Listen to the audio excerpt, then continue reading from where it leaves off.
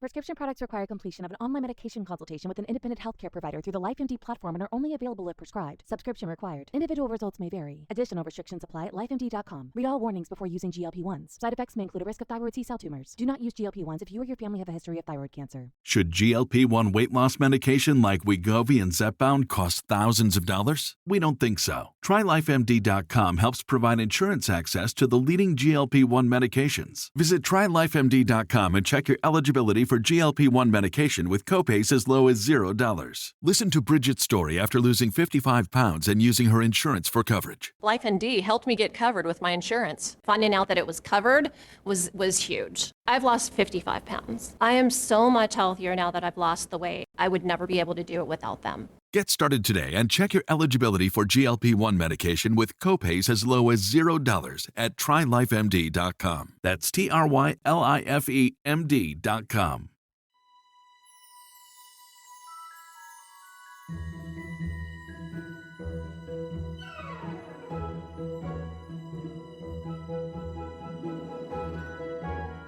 Anne of the Island, Chapter 41. Love takes up the glass of time. I've come up to ask you to go for one of our old-time rambles through September woods and over hills where spices grow this afternoon, said Gilbert, coming suddenly around the porch corner. Suppose we visit Hester Gray's garden. Anne, sitting on the stone step with her lap full of a pale, filmy green stuff, looked up rather blankly. "Oh, I wish I could," she said slowly. "But I really can't, Gilbert. I'm going to Alice Penhallow's wedding this evening, you know. I've got to do something to this dress, and by the time it's finished, I'll have to get ready. I'm so sorry. I'd love to go."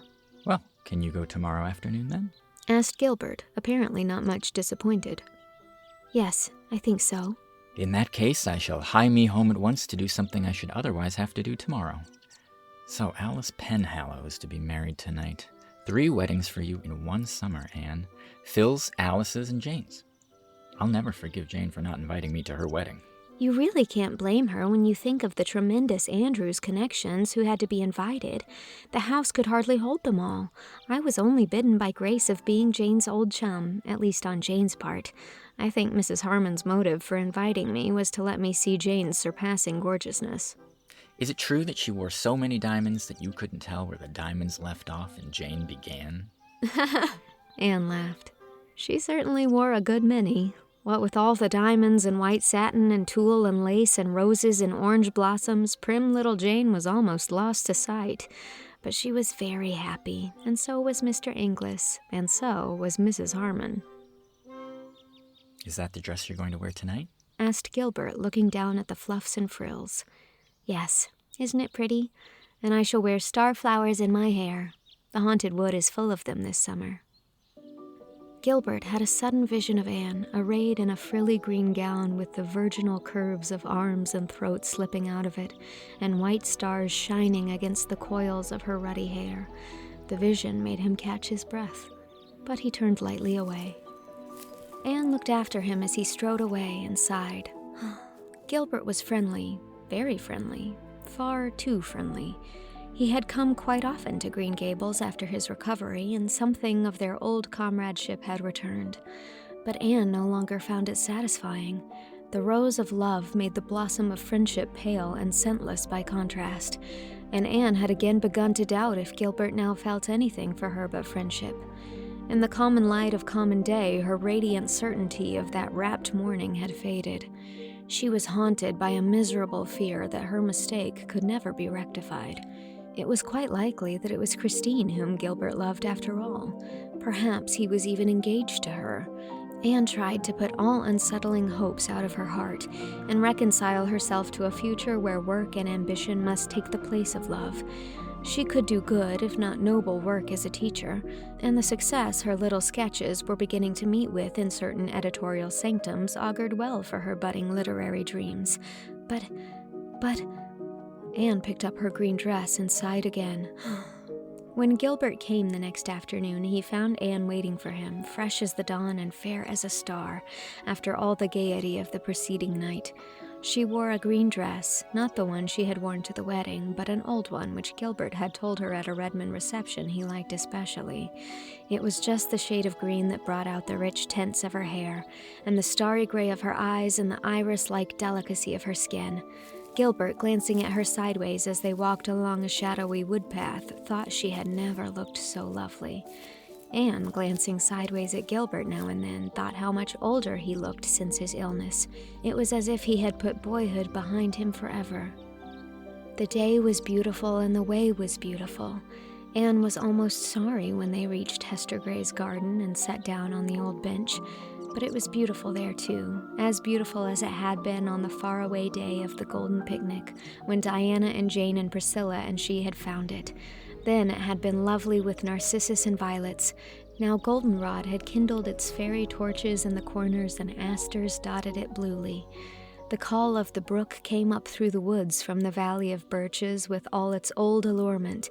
The mellow air was full of the purr of the sea. Beyond were fields rimmed by fences bleached silvery gray in the suns of many summers, and long hills scarfed with the shadows of autumnal clouds. With the blowing of the west wind, old dreams returned. "I think," said Anne softly, "that the land where dreams come true is in the blue haze yonder over that little valley." Have you any unfulfilled dreams, Anne? Asked Gilbert. Something in his tone, something she had not heard since that miserable evening in the orchard at Patty's place, made Anne's heart beat wildly. But she made answer lightly. "Of course, everybody has. It wouldn't do for us to have all our dreams fulfilled. We would be as good as dead if we had nothing left to dream about. What a delicious aroma that low descending sun is extracting from the asters and ferns. I wish we could see perfumes as well as smell them. I'm sure they would be very beautiful." Gilbert was not to be thus sidetracked. I have a dream. He said slowly. I persist in dreaming it, although it has often seemed to me that it could never come true. I dream of a home with a hearth fire in it, a cat and dog, the footsteps of friends, and you. Anne wanted to speak, but she could find no words. Happiness was breaking over her like a wave. It almost frightened her. I asked you a question over 2 years ago, Anne. If I ask it again today, will you give me a different answer? Still, Anne could not speak, but she lifted her eyes, shining with all the love rapture of countless generations, and looked into his for a moment. He wanted no other answer. They lingered in the old garden until twilight, sweet as dusk in Eden must have been, crept over it. There was so much to talk over and recall, things said and done and heard and thought and felt and misunderstood. "I thought you loved Christine Stewart," Anne told him, as reproachfully as if she had not given him every reason to suppose that she loved Roy Gardner. Gilbert laughed boyishly. Christine was engaged to somebody in her hometown. I knew it, and she knew I knew it. When her brother graduated, he told me his sister was coming to Kingsport the next winter to take music, and asked me if I would look after her a bit, as she knew no one and would be very lonely. So I did. And then I liked Christine for her own sake. She is one of the nicest girls I've ever known. I knew college gossip credited us with being in love with each other. I didn't care. Nothing mattered much to me for a time there after you told me you could never love me, Anne. There was nobody else. There never could be anybody else for me but you. I've loved you ever since that day you broke your slate over my head in school. "I don't see how you could keep on loving me when I was such a little fool," said Anne. Well, I tried to stop. Said Gilbert frankly. Not because I thought you what you call yourself, but because I felt sure there was no chance for me after Gardner came on the scene. But I couldn't, and I can't tell you either what it's meant to me these 2 years to believe you were going to marry him and be told every week by some busybody that your engagement was on the point of being announced. I believed it until one blessed day when I was sitting up after the fever. I got a letter from Phil Blake, in which she told me there was really nothing between you and Roy, and advised me to try again. Well, the doctor was amazed at my rapid recovery after that. Anne laughed, then shivered. I can never forget the night I thought you were dying, Gilbert. Oh, I knew then. And I thought it was too late. But it wasn't, sweetheart. Oh, Anne, this makes up for everything, doesn't it? Let's resolve to keep this day sacred to perfect beauty all our lives for the gift it has given us. It's the birthday of our happiness, said Anne softly. I've always loved this old garden of Hester Gray's, and now it will be dearer than ever. But I'll have to ask you to wait a long time, Anne, said Gilbert sadly. It will be 3 years before I'll finish my medical course. And even then, there will be no diamond sunbursts and marble halls. Anne laughed. I don't want sunbursts and marble halls. I just want you. You see, I'm quite as shameless as Phil about it. Sunbursts and marble halls may all be very well, but there is more scope for imagination without them. And as for the waiting, it doesn't matter. We'll just be happy, waiting and working for each other, and dreaming. Oh, dreams will be very sweet now. Gilbert drew her close to him and kissed her. Then they walked home together in the dusk, crowned king and queen in the bridal realm of love, along winding paths fringed with the sweetest flowers that ever bloomed, and over haunted meadows where the winds of hope and memory blew.